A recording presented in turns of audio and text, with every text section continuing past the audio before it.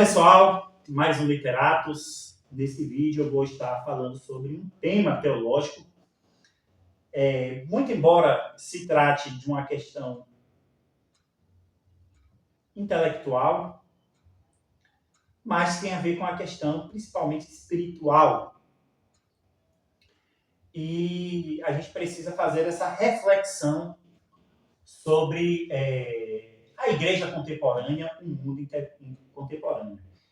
E o tema desse vídeo é a nossa crise espiritual e teológica é também uma crise educacional. Então, quando a gente pensa numa crise espiritual e teológica, eu que tenho 25 anos, mais ou menos, 27, de vida em igreja, de convertido, peguei uma geração entendendo que nós vivemos num mundo que muda muito rapidamente, diferente do que nós vivemos hoje, dadas essas mudanças. E essa geração, tanto na área da educação, quanto na área de igreja, certo? E quando a gente fala de que a nossa crise teológica e espiritual é uma crise educacional, vai fazer sentido depois que você chegar ao final desse vídeo. Primeiro, que eu tenho uma formação na filosofia, embora não seja formado em teologia, estudo, invisto grandemente em livros, em estudos e tal.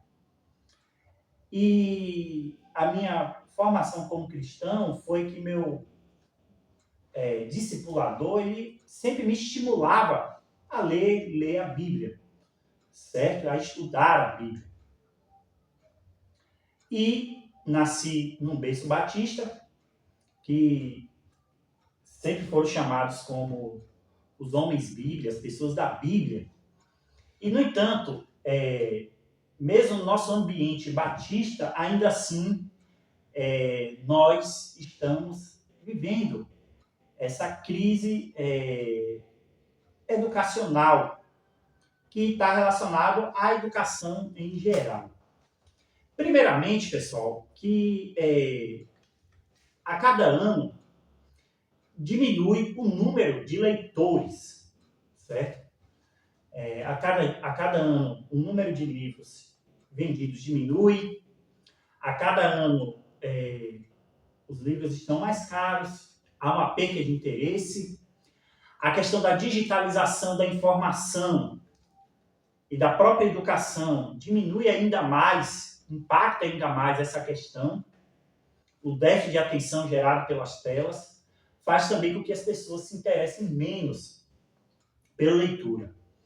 A polarização que nós vivemos, no geral, no mundo e no Brasil, dessas ideias de direita e de esquerda, comunismo, socialismo, faz com que também as pessoas tenham uma visão um pouco mais simplista da realidade, porque o mundo hoje é complexo, existem várias nuances e as pessoas são estimuladas à fanatização, e as pessoas, muitas delas gostam da fanatização, e isso impacta a educação. A questão do nosso sistema educacional, que o próprio Estado estimula a cada dia a flexibilização, seja na questão da carga horária, dos materiais didáticos, passar os alunos de qualquer forma. Tudo isso impacta na nossa formação educacional, e a gente vê nitidamente. Eu trabalho na área da educação há mais de 16 anos, não como professor, já trabalhei por volta de 3 anos ensinando, e é nítido, certo? Eu tive a convivência de mais de 4 anos num ambiente universitário e percebi, não de todos, mas de vários professores que às vezes têm formação, mestre, doutor, que não há uma atualização na questão da leitura, de estar a par do debate que acontece, de informação em jornais, em revistas. Eu passava pelo sebo da minha universidade e raramente eu via professores adquirindo livros. E às vezes eu conversava com alguns desses professores sobre certos assuntos, às vezes professores mestres e PhDs, que às vezes abordavam um assunto de cunho filosófico, que era a minha formação, e às vezes eles não sabiam explicar ou não entendiam sobre aquele assunto, ou simplesmente diziam, eu não domino essa área. Por quê? Porque a própria formação a nível de pós-graduação ela é muito especializada e faz com que, às vezes, essas pessoas não tenham uma formação mais ampla dessa área de conhecimento. A própria burocracia que é exigida nos programas de pós-graduação contribui também para isso. E aí, quando a gente vai também para a educação básica, às vezes você conversa com alguns professores e você vê que, às vezes, tem uma visão, não são todos, você vê que muitos deles não leem jornal, não têm o hábito de ler livros, não se atualizam sobre a formação, às vezes até da própria área do conhecimento. E isso também está relacionado ao fato de que qual o professor que vai ler novos livros ou ler mais sobre a sua área se você tem um público que não entende nem o básico? Para quem você vai transmitir esse conhecimento do qual você está ganhando a mais? E aí, quando a gente fala de educação, aí que eu chego na igreja. A igreja, você tem uma dificuldade em encontrar professores de escola bíblica. Às vezes você vê, é muito comum você ver pregadores, pastores, que em certos temas da Bíblia, certos textos da Bíblia, eu já vi muito isso, o camarada pula um texto da Bíblia, pula um versículo para dar a entender a sua maneira de pensar, ou omite certos textos que não está relacionado à sua maneira de pensar, ou às vezes interpreta mal algum texto bíblico de maior dificuldade. Reitero, isso não significa que é em toda a Bíblia, ou todos os pastores, ou todos os pregadores. Mas, infelizmente, isso é muito comum. Claro que a gente sabe que tem igrejas que têm a sua visão teológica específica, certo? E as suas especificidades, mas você vê a dificuldade de encontrar professor de escola bíblica, você vê muitos pregadores, muitos pastores errando em certas interpretações em textos da Bíblia. Para você ter uma ideia, na minha igreja, eu ensino a uma classe de homens que, na maioria deles, eles têm entre 20 e 30 anos a mais do que eu, e eu que sou professor deles. Ou seja, essas pessoas que são mais velhas poderiam estar me ensinando, e na verdade sou eu que ensino eles. Isso se notabiliza esse fenômeno do qual nós estamos explicando. Eu não falo isso aqui como orgulho e com alegria, eu falo isso com muita tristeza, porque pessoas mais velhas devem ensinar as mais novas. Essa é a regra do mundo, essa é a regra da realidade. Certo? E aí nós vemos nosso ambiente geral de igreja, influências judaizantes, igrejas com arca, com candelabro, que são questões já ultrapassadas do ponto de vista bíblico. Você vê, às vezes, erros teológicos crassos, você vê abusos de poder, você vê enriquecimento exacerbado de certos líderes a partir da igreja, interpretações voltadas a uma teologia da prosperidade que não está fundamentada na Bíblia. E você vê principalmente como isso reflete também na questão política. Certamente você que está ouvindo esse vídeo, se se você for honesto, sincero diante de Deus, você vai ver que muito da participação política de pessoas que supostamente são evangélicas nos decepcionam e não tem resultado efetivo na sociedade em termos de questões sociais, saneamento básico, diminuição da pobreza,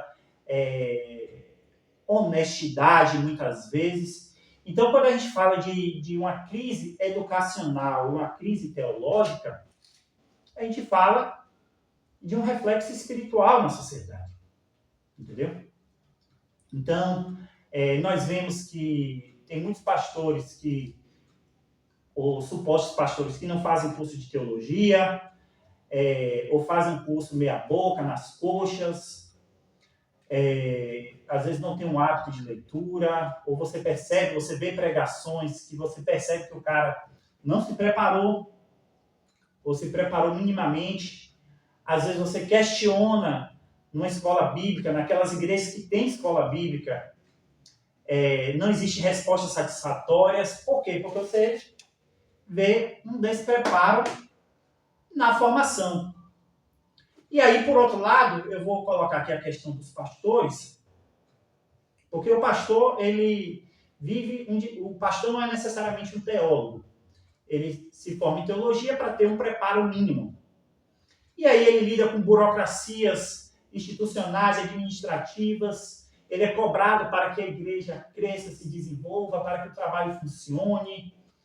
Ele é cobrado para ser uma pessoa no seu temperamento, saber lidar com essa questão do temperamento. Então, às vezes, o pastor ele lida, às vezes, mais com certas burocracias e certas questões práticas de crescimento, de funcionamento, de desenvolvimento da igreja do que questões teológicas. Mas, por outro lado, muitos desses líderes, eles não estimulam, às vezes, por medo de que bote minhoca na cabeça do membro, ou com medo de vir alguma heresia, sei lá. Não há um estímulo para que as pessoas estudem a Bíblia. Não há um estímulo ao estudo da questão apologética para que as pessoas combatam as seitas e heresias. Às vezes não há um estímulo a abordar na igreja temas polêmicos que são do nosso mundo contemporâneo, porque eu entendo de que se a igreja não tem a cara de abordar certos temas polêmicos, o mundo e a internet está aí para abordar de uma maneira distorcida. Você pode abrir qualquer canal no YouTube e ele vai falar, muitas vezes de maneira distorcida, sobre um determinado tema, botando minhoca na cabeça do membro e contribuindo para esfriar aquele crente que já está com o pé fora da igreja. Então, assim, nós temos no nosso país também uma demonização da escola e da universidade. A gente tem que entender, pessoal, que a escola e a universidade são institutos oficiais de promoção da educação. Se você pensa que a sua forma de pensar é diferente, você tem que contribuir criando institutos, sistemas educacionais que vão rivalizar dentro dos limites da lei com ideias que você discorda. Mas, por outro lado, a gente tem que entender que a escola e a universidade são instituições oficiais de ensino legítimas por lei. Entendeu? E isso faz com que também há uma forma de pensar perversa, que é demonizar a própria cultura e a obtenção de cultura. Essa demonização da educação, da escola pública e da universidade demoniza também a própria cultura, porque o cara vai falar, não, ler é uma coisa ruim, ler é uma coisa de comunista, de esquerdista. E aí você demoniza a obtenção de cultura. E essa demonização também faz parte de uma ideia de pessoas que às vezes estão de fora daquele próprio ambiente. Eu conheci professores universitários que o cara, somente com 47 anos, ele conseguiu o tão sonhado emprego, ganhando 8, 9 mil reais.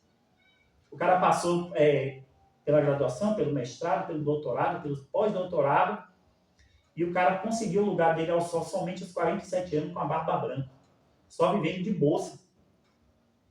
E outros que trabalham, estudam, vivem para estudar, mas tem um salário que é incompatível com o seu nível de estudo.